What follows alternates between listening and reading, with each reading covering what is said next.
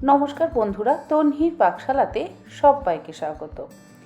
আজ শেয়ার করব অমৃতসরি পনির ভুর্জির recipe. School, college, অফিসের টিফিনের জন্য বা রাতে রুটি পরোটার সাথে খাওয়ার জন্য এই অমৃতসরি পনির ভুর্জি কিন্তু আপনারা অবশ্যই বানাতে পারেন। আর এই অমৃতসরি পনির ভুর্জি বানাবার জন্য প্রথমেই আমি ঘরে ছানা তৈরি করে নেব। তার জন্য নিয়ে নিলাম 1.5 লিটার পরিমাণে দুধ। কোনো রকম ফুল ক্রিম দুধের কিন্তু ব্যবহার করিনি, তবে এখানে আমি গরুর দুধের ব্যবহার করেছি। গ্যাসের ফ্লেমটাকে হাইতে করে দিয়ে দুধটাকে জাল দিয়ে নেব। দুধ জাল দিয়ে ফুটে ওঠার পর গ্যাসের ফ্লেমটাকে বন্ধ করে দিলাম। গ্যাস জ্বালানো অবস্থাতে কিন্তু আমি কোনো রকম টক জাতীয় জিনিস দিয়ে ছানা তৈরি করছি না। গ্যাসের ফ্লেম বন্ধ করে দিয়েছি। এরপরে আমি হাতার মধ্যে একটা বড় সাইজের পাতিলেবুর রস চিপে নিচ্ছি।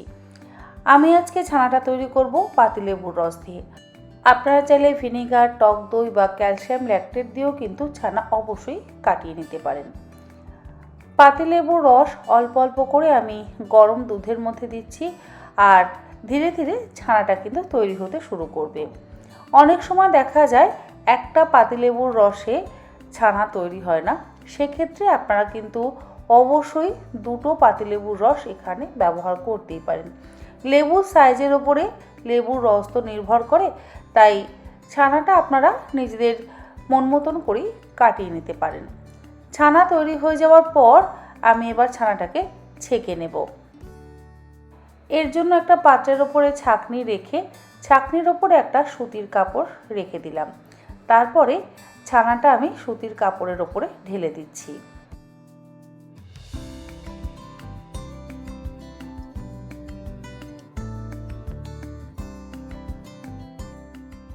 ছানাটা কাপড়ের ওপরে ঢেলে দেওয়ার পর এবারে আমি ছানার জলটা চিপে ফেলে দেব। তবে বাটির মধ্যে যে ছানার জলটা রয়েছে সেই জলটা কিন্তু ফেলবো না, এটা আলাদা করে সরিয়ে রাখছি। আর ছানার এক্সট্রা জলটা ঝরতে দিয়েছি। অপরদিকে বাকি প্রিপারেশনটা করে নিচ্ছি। একটা ফ্রাই প্যানের মধ্যে নিয়ে নিলাম 2 টেবিল চামচ পরিমাণে বেসন। গ্যাসের ফ্লেমটাকে লোতে করে দিয়ে বেসনটাকে হালকা করে ভেজে নেব। খুব বেশি লাল করে বেসন ভাজবার কিন্তু প্রয়োজন নেই, তবে কাঁচা বেসন কখনোই ব্যবহার করবেন না। বেসন সবসময় একটু গ্রেভির জন্য ভেজেই ড্রাই রোস্ট করে নিই, তবেই ব্যবহার করবেন। বেসনটা আমার ড্রাই রোস্ট করে নেওয়া হয়ে যাওয়ার পর গ্যাসের ফ্লেমটাকে আমি বন্ধ করে দিলাম। অপরদিকে একটা বাটির মধ্যে নিয়ে নিচ্ছি 1/2 কাপ পরিমাণে টক দই। ফ্রিজের ঠান্ডা টক দই ব্যবহার করছি না, নর্মাল টেম্পারেচারে রাখা টক দই ব্যবহার করছি।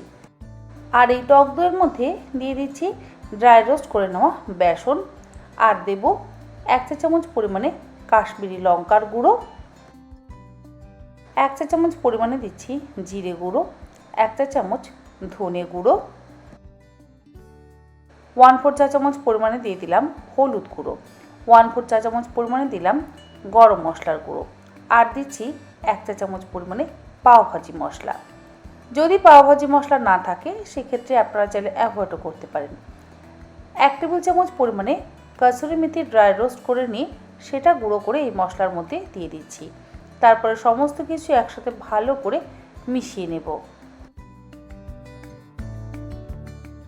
পনির ভুর্জি গ্রেভির জন্য আমাদের মশলা কিন্তু তৈরি। এবারে কড়াইতে দিয়ে দিলাম 1.5 টেবিল চামচ পরিমাণে ঘি, আর তার সাথে 1 টেবিল চামচ পরিমাণে বাটার।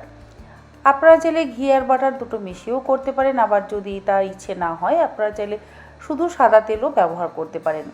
বাটার আর ঘিটা গরম হয়ে যাওয়ার পর এর মধ্যে দিয়ে দিলাম ফোড়নের জন্য 1/2 চা চামচ পরিমাণে গোটা জিরে। গ্যাসের ফ্লেমটাকে লো টু মিডিয়ামে করে দিয়ে গোটা জিরেটা একটু ভেজে নেওয়ার পর এর মধ্যে দিয়ে দিলাম 1 চা চামচ পরিমাণে মিহি করে কুচিয়ে নেওয়া আদা, 3টে কুচিয়ে নেওয়া কাঁচা লঙ্কা, আর একটা বড় সাইজের ছোট টুকরো করে কুচিয়ে নেওয়া পেঁয়াজ। গ্যাসের ফ্লেমটাকে মিডিয়াম টু হাইতে করে দিয়ে মিনিট 5 সময় ধরে ভালো করে ভাজা ভাজা করে নিচ্ছি। রসুনের ব্যবহার আমি করলাম না, আপনাদের ইচ্ছে হলে আপনারা অল্প একটু রসুন বাটা বা মিহি করে কুচিয়ে নেওয়া রসুনের ব্যবহার করতে পারেন, কিন্তু আমার মনে হয় না এর মধ্যে রসুন ব্যবহার করবার প্রয়োজন পড়ে। অনেকে একটু রসুন ব্যবহার করে, আমি অবশ্য রসুন ছাড়াই রান্নাটা করছি। মিনিট 5 সময় ধরে খুব ভালো করে ভাজা ভাজা করে নেওয়ার পর এর মধ্যে দুটো মিডিয়াম সাইজের টমেটো ছোট টুকরো করে কেটে নিয়ে দিয়ে দিলাম। আর টমেটোটা যাতে নরম হয়ে যায় সেই জন্য এর মধ্যে স্বাদ অনুসারে লবণটাও অ্যাড করে দিলাম। এই সমস্ত কিছু দিয়ে খুব ভালো করে মিশিয়ে একটু ভাজা ভাজা করে নিচ্ছি। গ্যাসের ফ্লেমটাকে মিডিয়ামে রেখেছি। টমেটোটা নরম হয়ে যাওয়ার পর এবারে এর মধ্যে আগে থেকে তৈরি করে রাখা দই আর মশলার মিশ্রণটা দিয়ে দিলাম। তারপরে আবারও একসাথে ভালো করে মিশিয়ে নিচ্ছি।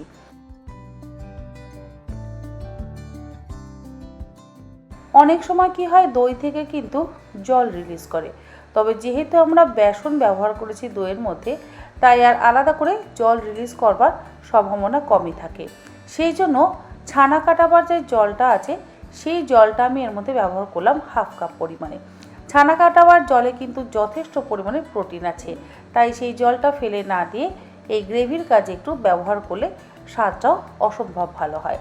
আর যদি আপনারা ছানা না কাটিয়ে পনির দিয়ে করতে চান, সেক্ষেত্রে আপনারা নর্মাল জলও ব্যবহার করতে পারেন। ছানার জলটা দিয়ে লো ফ্লেমে মিনিট 3 গ্রেভিটাকে ফুটিয়ে নেব। এবারে যে পনিরটা আমরা তৈরি করে নিয়েছি সেই পনিরটা আমি কাপড় থেকে ছাড়িয়ে নিচ্ছি। পনিরটা কাপড় থেকে বের করে নেওয়ার পর তারপরে টুকরো টুকরো করে ভেঙে হাত দিয়েই আমি ম্যাশ করে এই গ্রেভির ওপরে দিয়ে দিলাম।